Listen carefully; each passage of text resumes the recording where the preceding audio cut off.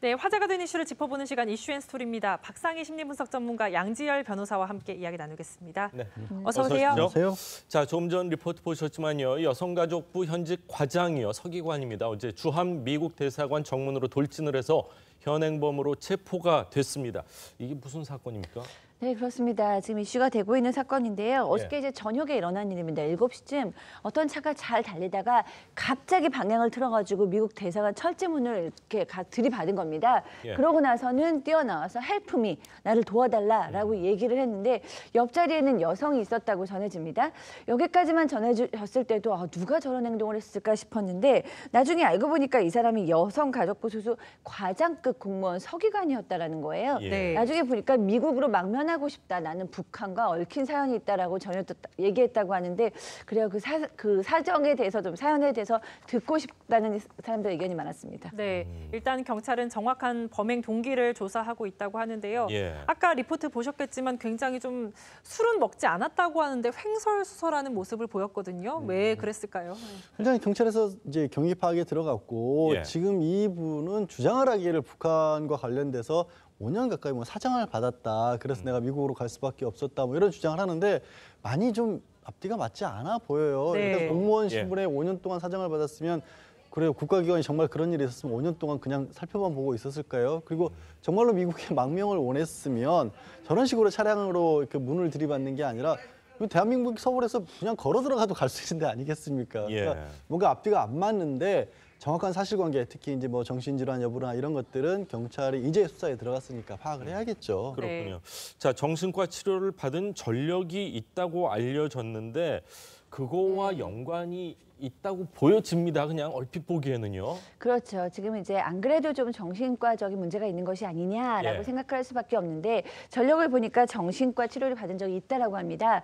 내용은 불안 증세였다라고 하는데요. 추측해 보건대 일종의 망상 장애가 있는 것이 아닌가. 현진망상적인 누군가가 날 따라오고 있다. 나를 감시하고 있다. 나는 사정당하고 있다. 나는 이용당하고 있다. 나는 해를 당할 것이다. 뭐 이런 식의 어떤 망상 장애가 있는 것이 아닐까 하는 생각이 드는데요. 이 부분에 대해서도 어떤 근거가 있는 망상인지 아니면 완전히 본인이 창작해낸 것인지 좀 알 필요가 있는 것 같습니다. 네. 이 사고 며칠 전에는 또 자신의 SNS에 좀 이해하기 힘든 글을 올린 걸로 봐서 지금 이 말씀하신 것과 연장선으로 봐도 되겠죠. 그렇습니다. 그러니까 이제 이 어저께 그저께 아마 증상이 극도로 좀 심해진 것 같습니다. 이 사람 동료들의 말에 의하면 너무나 조용한 사람이라서 이런 일을 저질렀을 거라고 상상도 못했다라고 얘기를 하는데 조용한 것은 또 어떻게 보면 혼자만의 시간에 많이 빠져 있을 수도 있다라는 거잖아요. 본인의 SNS에는 길을 잃었다, 잠을 못 자고 있다. 그다음에 뭐 미국 사람을 만나야겠다고 약속했다. 나는 전향했습니다. 이제는 자본주의자입니다. 이런 식의 어떤 망상과 사상과 뭐 이상과 이런 것들이 좀 혼합된 양상을 보였습니다. 경찰이 특수재물 손괴 혐의로 입건을 했다고 하는데 이 정도면 뭐 처벌 수위가 어떻게 됩니까? 그냥 특수재물 손괴라는 게 위험한 물건, 여기서 이제 자동차입니다. 자동차로 미국 대사관 문하고 기둥 쪽을 망가뜨렸잖아요. 그러니까 자동차로 재물 손괴했다는 특수재물 손괴인데 법정형 자체는 5년 이하로 꽤 무겁게 예정이 돼 있기도 합니다만 대부분의 피해에 따라서 이게 좀 달라지고요. 또 다행히 정말 사람이 다치거나 했던 경우는 아니지 않습니까? 사람이 근데 바로 옆에 있었어요. 아슬아슬했죠. 정말 천만다행이에요. 이 사고를 낸 사람에 있어서 천만다행인데 그래서 이 정도면 보통 벌금형 정도에서 끝이 납니다. 형사처벌 자체는. 그런데 이제 올해 여성가족부 뭐 미국 연수 대상자로 선정됐을 정도면은 좀 굉장히 성실한 분 아닐까요? 그러니까 그게 뭐 직급에 따라서 공무원 직급이나 직위 하는 일에 따라서 뭐 그 어떤 시기가 됐기 때문에 된 것인지 이런 일이 아니면 특별한 건지 저도 이상한 게 만약에 뭔가 평소에도 좀 문제가 있었다라면 이게 또 왜 걸러지지 않고 연수 대상조까지 정말 혹시라도요 이분이 미국에 가서 더 큰 사고를 일으켰으면 국자망신 되는 거 아니겠습니까? 근데 이 형사처벌은 뭐 벌금 정도로 나오더라도 형사처벌을 받은 공무원들 같은 경우 징계가 불가피하거든요. 뭐 파면이나 해임 같은 것들 또 국제적인 문제가 될 수 있기 때문에 또 이런 것들에 따라서 공직에서 물러나야 될 상황이 될 수도 있습니다. 혹시라도 미국 대사관 차로 한번 박아봐야지 뭐 한번 이런 생각하시는 분들 본인 차만 망가집니다. 생각보다 차는 굉장히 많이 망가졌고 문은 생각보다는 덜 망가지지 않았나. 그리고 만약 사람 있는 쪽으로 해서 부딪혔으면은 정말 큰 인명 피해가 나지 않았을까 하는 생각이 듭니다. 자, 다음 이야기를 좀 하겠습니다. 좀 끔찍한 얘기입니다. 서울 서촌의 유명 족발집 사장님이 건물주에게 둔기를 휘둘러서 경찰에 붙잡혔는데 둔기가 좀 위험한 둔기였습니다. 네, 둔기로 굉장히 여러 군데 지금 어깨도 다치고 목도 다치고 이런 걸로 알고 있는데요. 네. 일단은 경찰은 지금 살인 미수까지도 생각을 하면서 조사를 하고 있는 것 같습니다. 그런데 지금 이 사연은 굉장히 좀 깊은 스토리가 있어요. 예. 그러니까 이 족발집 사장님과 건물주의 어떤 갈등이 있었는데 이 갈등이 2016년부터 있었던 겁니다. 그런데 저희가 여러 번 이제 얘기를 하지만 젠트리피케이션의 문제죠. 그러니까 도시 그렇죠. 재생화가 시작이 되면서 그 안에서 임대 뭐라 그러죠? 그 비용, 임대 비용이 임대료 너무나 상승. 급격히 늘어나는 것이죠. 그래서 이번에 이 족발집 같은 경우에도 5년이 지나서 이 기간이 지나면서 임대비가 4배를 올려달라고 했다고 합니다. 예. 맨 처음에는 297만 원이었는데 1,200만 원을 내라라고 얘기를 하니까 사실상 나가라라는 이제 메시지를 들었던 거죠. 네. 여기서부터 굉장히 큰 갈등이 생겨났다고 합니다. 네.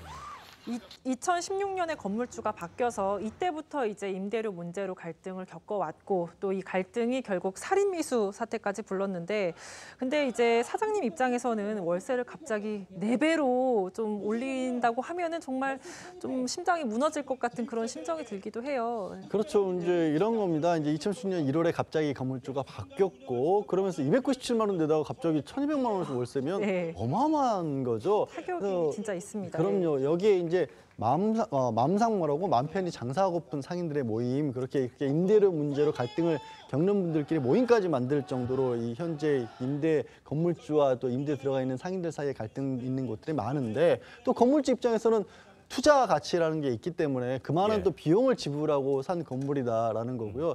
한편으로는 또 법적으로는 이게 이제 그 상가임대차 보호법에 의해서는 일정 기간 이 돈을 올리지 못하게 해놓는데 그게 또 5년이거든요. 네. 5년 지난 뒤에는 법적으로는 또 어떻게 강제할 수 있는 방법도 없는 거예요. 그래서 지금 네. 이제 국회에서도 그럴 것이 아니라 5년 기간이 지나더라도 상한선을 주는 제도를 좀 도입을 하자. 근데 이게 또 어찌 보면은 우리 이제 자유시장 경제시랑 안 맞는 부분이 있다라는 얘기 때문에 이렇게 쉽게 만들어지지는 않고 있는 과정에서 이런 일이 벌어졌는데 12번이나 이제 법원에서 강제 집행을 하다가 지난 4일에나 겨우 이제 명도가 완료가 됐다라는 거예요. 그 사이에 얼마만큼이나 또 이 상인분 또 집주인이 갈등이 심했겠습니까? 사실. 네. 그러니까요.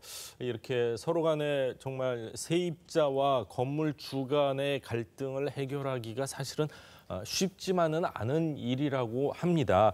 저도 많은 얘기를 들어봤었는데 세입자는 세입자 나름대로의 너무 어려움이 크고 또 새로 산 사람 입장에서는 비싸게 주고 샀으니까 뜨는 동네다 해서 주변 땅값도 있고 그러니까 또 좀 임대료를 올려야 된다 그러는데 4배까지라고 했을 때 많은 국민들이 어느 정도까지 이해를 하실지는 사실 잘 모르겠습니다. 자, 살인 미수 혐의로 한번 검토를 하겠다 그러는데 이 정도면 살인 미수 가능할까요? 왜냐하면 이제 둔기를 사용해서 여러 번 이 건물주를 폭행을 한 건데 이제 둔기의 성격도 성격이지만 얼마만큼 위험한 물건인가도 문제가 될 것이고 어떤 부위를 주로 공격을 했느냐에 따라서 어떤 곳을 그러니까 예를 들어서 그냥 머리처럼 혹시라도 맞았을 경우에 사람이 사망에 이를 수 있는 곳을 의도적으로 공격을 했으면 미필적으로라도 사람을 해칠 의도가 있다라고 볼 수도 있는 거거든요. 그래서 그 부분에 대해서는 이제 경찰이 추가적으로 확인을 해야 되는 상황인 거죠. 네, 사실 과도한 임대료 인상 문제로 이 건물주와 세입자 간 갈등은 이전에도 많이 뉴스로 접하셨을 텐데요. 사실 각자의 입장이 있겠지만 좀 뾰족한 해결 방법은 아직까지 좀 안 나오고 있는 것 같습니다. 그렇습니다. 아까 변호사님께서도 얘기하셨지만 이 건물주와 그 영세 상인 간에 갈등이 없을 수가 없는데요. 그렇지만 주변에서 보면 이 자영업자들이 우리나라는 좀 유난히 어려워하는 것 같아요. 그러니까 OECD 국가 중에서 가장 가장 자영업자가 많다라고 얘기를 하는데 5년 내에 살아남는 비율은 30% 정도도 안 된다라고 얘기를 하는데 5년 동안 정말 황무지를 개척해서 간신히 살아남으면 그 다음에는 이렇게 임대료가 급증하는 이런 문제가 있잖아요. 그래서 이런 부분에 대해서 5년의 기간을 뭐 10년으로 늘린다거나 이런 여러 가지 영세상인들을 보호하는 법에 대해서 정부나 이 사회가 좀 적극적으로 고려했으면 좋겠다는 생각이 들었습니다. 예, 네. 자유 경제 체제를 해치지 않는 한에서 정부나 뭐 국회나 좀 개입을 해서 이런 분란의 소지를 좀 줄일 수 있도록 노력을 해야 될 것 같습니다. 자, 오늘 두 분 말씀은 여기까지 듣겠습니다. 감사합니다. 고맙습니다. 고맙습니다.